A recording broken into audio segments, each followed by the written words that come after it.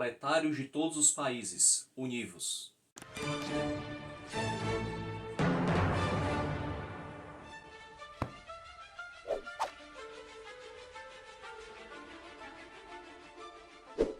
Fala pessoal, muito bem-vindos ao canal Ler é Preciso. Me chamo José de Lopes. Hoje, finalizando a minha meta de leitura do mês de janeiro, o quinto livro do ano de 2022, Manifesto do Partido Comunista, dos autores alemães Karl Marx e Friedrich Engels. Esse é considerado como o maior tratado político da história. E fazer resenhas sobre esse tipo de livro é muito complicado. Por quê? Por dois motivos. Primeiro, porque muito provavelmente eu irei desagradar muita gente, porque é o tipo da obra que possuem aqueles que adoram, que amam e aqueles que detestam. Então, para onde eu correr, eu vou acabar desagradando muita gente. Não tem como ficar indiferente a esse tipo de escrito, principalmente nos dias atuais, onde a nossa sociedade ela está bem polarizada, né, entre esquerda e direita.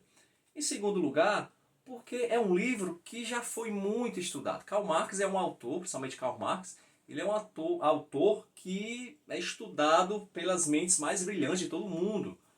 Você coloca em Karl Marx no YouTube, por exemplo, você vai ter cursos, palestras de PhDs em História, Filosofia. Então, assim, eu me sinto muito pequeno diante desse universo. Então, o que eu falar aqui é muito pouco, até porque não é a minha área, História, Filosofia, Política. Eu leio realmente por hobby. A minha área já é Ciência da Natureza, eu sou professor de Física, né, por profissão, mas eu gosto desse tipo de leitura. Então aqui não é um vídeo de um especialista. Apenas eu vou dar algumas impressões sobre esse livro, que é um livro que já há bastante tempo eu queria ler e agora eu concluí a sua leitura. Tá? Então peço que você tenha aí também um pouquinho de bom senso na hora de criticar, julgar o vídeo. Tá ok? Então o livro ele foi escrito, como já disse, por dois autores alemães, Karl Marx e Engels, a partir de um congresso da Liga dos Comunistas que aconteceu clandestinamente, tá? De forma escondida, na Inglaterra em 1847. Então nessa Liga dos Comunistas que se reuniram em Londres nesse ano, foi redigido os principais pontos do Partido Comunista, digamos assim. E a obra foi publicada no ano seguinte, em alemão, em 1848. O manifesto nada mais é do que um gênero dissertativo onde um autor, ou mais de um autor, que é o caso, ele vai dar uma opinião sobre o assunto e vai tentar convencer o público sobre a sua opinião. E o que me chama a atenção logo de início desse livro é a maneira apaixonada que os autores começam.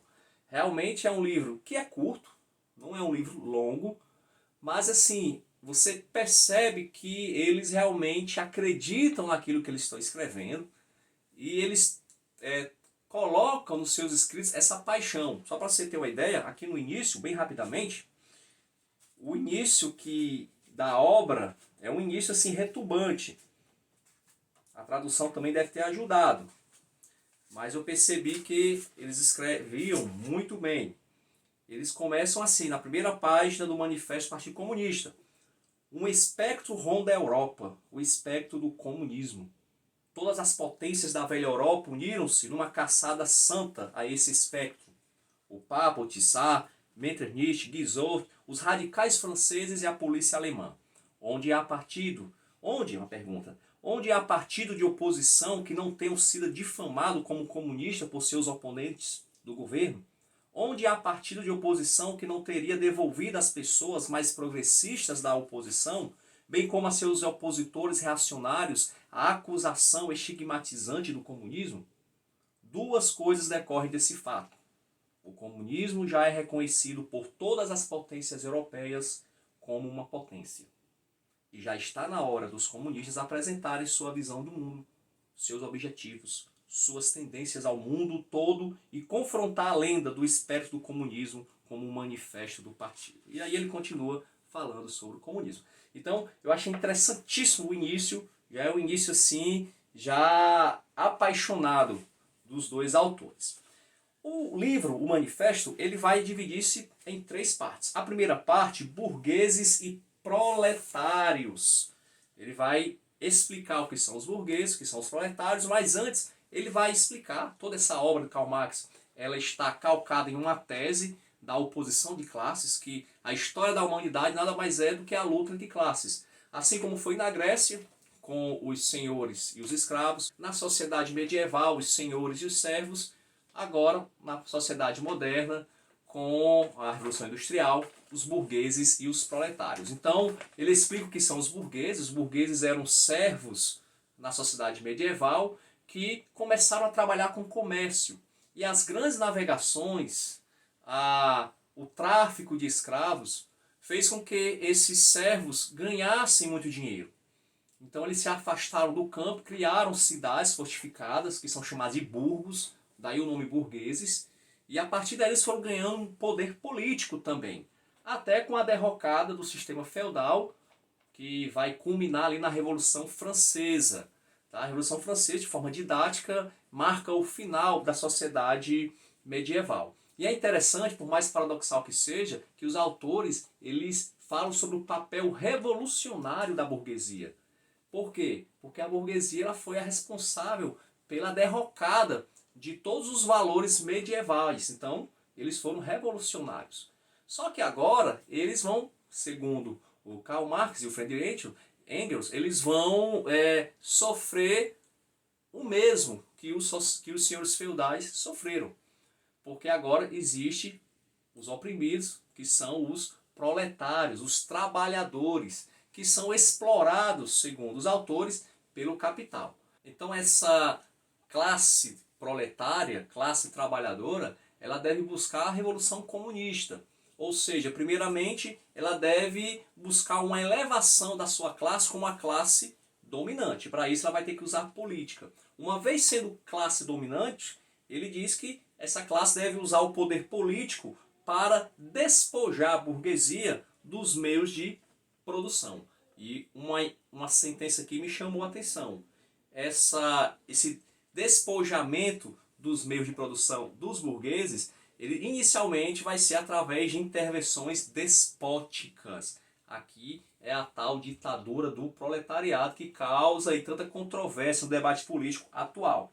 Tá? Então, no lugar da sociedade burguesa que nós temos, para Karl Marx, entraria uma sociedade, uma associação livre, no qual o livre desenvolvimento de um seria o livre desenvolvimento de outro. Eu confesso que nessa parte aqui, eu acho, apesar de achar os escritos deles apaixonantes, como eu falei, a maneira como eles escrevem, ao mesmo tempo eu percebo uma certa ingenuidade. Não ficou claro para mim como isso acontece. Não é à toa que é chamado muito por utopia comunista, né? É uma utopia. O livre desenvolvimento de todos vai ser o livre desenvolvimento de cada um, ou seja, mas como isso acontece? Tá? Nesse manifesto, ele não dá detalhes. Talvez, eu não li ainda, talvez no Capital ele fale de maneira mais técnica, de maneira mais explicada como ocorreria essa Revolução Comunista. Não sei, quem já leu o Capital, quiser comentar aí, pode comentar, fique à vontade. Mas aqui no manifesto eu acho um pouco ingênuo. Ele fala sobre a questão dos salários também, como e por que os proletários são explorados. Eu sei que no Capital ele fala mais sobre isso, a questão da mais-valia, né? E existe um contraponto, que eu já li até e tem aqui no meu canal um vídeo sobre o livro do Ludwig von Mises, que é a mentalidade anticapitalista. E também o livre mercado e seus inimigos, onde um dos pais, digamos assim, da escola austríaca de economia, ele vai refutar o marxismo desses pontos da economia. Tá? Então eu vou deixar o link aqui também desses vídeos. Eu acredito que é um belo contraponto às ideias de Karl Marx e Friedrich Engels, esse livro do Mises. Tá? A segunda parte do livro, ele vai falar sobre, vamos ver, proletários e comunistas. Ele vai diferenciar, né, que nem todo proletário é comunista, mas todo comunista ele defende os direitos dos trabalhadores, dos proletários. A diferença é que o comunista, para os autores, ele tem a vantagem de entender como funciona a marcha da história. Então ele está mais preparado, digamos assim, para guiar a massa de trabalhadores para o destino que lhe espera, né? Que é a Revolução Proletária. Alguns pontos me chamaram a atenção nessa parte 2, que eu achei bem interessante. Por exemplo, fim da propriedade burguesa e fim da propriedade privada. É muito comum no dia de hoje esse tema de fim da propriedade privada. O que eu entendi é que os autores defendiam não era o fim da propriedade individual, daquilo que você compra com o seu dinheiro. O que eles defendem, o que eu entendi, se eu estiver errado, use um comentário para me corrigir, é o fim da propriedade burguesa, ou seja, o fim da propriedade dos meios de produção. Então isso aí é um detalhe muito importante, porque no debate de hoje político é um debate muito raso, as pessoas não conhecem muito bem ainda o que a esquerda diz, assim também como às vezes o que a direita fala, e acabamos entrando num discurso falacioso. Então, o fim da propriedade não seria o fim da propriedade privada, daquilo que você consegue com o seu salário, mas o fim da propriedade burguesa, que é o fim da propriedade dos meios de produção. Eles falam também sobre o trabalho infantil. Eu sei que o Karl Marx, eu já assisti algumas palestras sobre o marxismo e a educação. E eu sei que Karl Marx não escreveu muito sobre isso, mas ele falou algumas coisas e realmente ele era contra o trabalho infantil. Isso numa época em que era bem comum, ali no início da Revolução Industrial. Outro ponto que eu achei sensacional é a questão da comunidade das mulheres. E eu já vi isso, muitas pessoas falando, até em filmes, né? Falando que, olha, então quer dizer no comunismo até as mulheres vão ser compartilhadas. E ele dá, na minha opinião, esse ponto aqui, ele tem razão em muitas coisas. Ele dá assim um tapa de película na cara da burguesia quando ele diz o seguinte: olha, vocês, eu vou aqui parafrasear, quando vocês questionam a um comunista se nós também queremos uma comunidade de mulheres, vocês estão mostrando que as mulheres para vocês não passam de um instrumento. Porque vocês ouvem falar que o comunismo quer fazer pegar os meios de produção e de forma comunitária. E vocês já acham que faremos isso também com as mulheres. Ou seja, associam mulher a um instrumento, a um meio de produção. Na realidade, já existe, segundo os autores do livro, já existia na época uma comunidade de mulheres. Porque os burgueses eles não estavam satisfeitos de terem apenas as esposas e as filhas dos proletários. Ainda havia a prostituição oficial e eles também ainda se deleitavam em seduzir as esposas uns dos outros. Então essa comunidade feminina, ela já existia. De forma oculta, mas existia. Então o que os autores dizem é que no máximo que vocês podem acusar o comunismo é de oficializarmos aquilo que já está oculto. Que é as mulheres de forma comunitária. Já havia isso, como ainda hoje. Né? Então eu achei interessante essa abordagem que ele fala. Os comunistas, segundo, como eu já falei, também não teriam pátria. Então esse manifesto não é algo específico da Alemanha, da Inglaterra, mas é algo para todo mundo.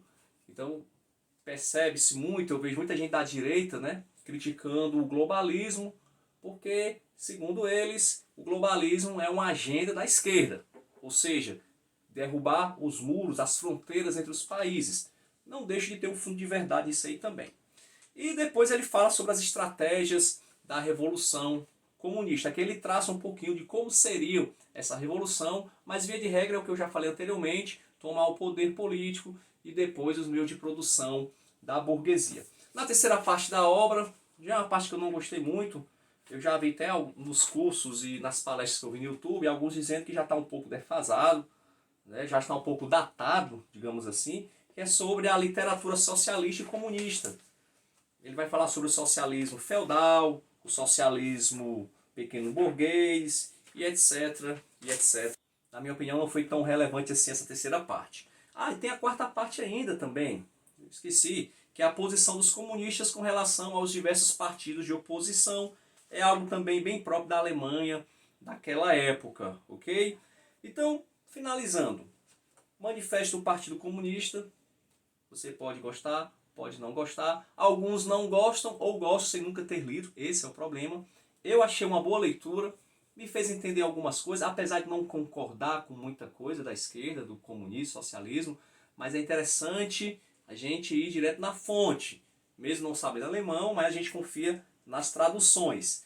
E é um livro que temos que ler. Se você tem interesse na questão política, é um livro que não pode faltar. Eu tenho ainda o desejo de ler O Capital. Eu sei que essa é uma obra realmente acadêmica, muito técnica, volumosa e até cara, né? Olha aí O Capital, né? Até uma contradição de termos, né? Então, assim, eu pretendo ler O Capital ainda, mas para início eu acredito que essa aqui é uma boa leitura. Recomendo a vocês, mesmo gostando ou não do que se chama de comunismo, ok? Então, obrigado se você ficou até aqui ao final desse livro, ao final desse vídeo, melhor dizendo. Espero que você tenha gostado. Se gostou, se inscreva no canal, dê um like no vídeo. Aguardo você nos próximos vídeos com as leituras do mês de fevereiro. Valeu, até a próxima e vamos ler porque ler é preciso.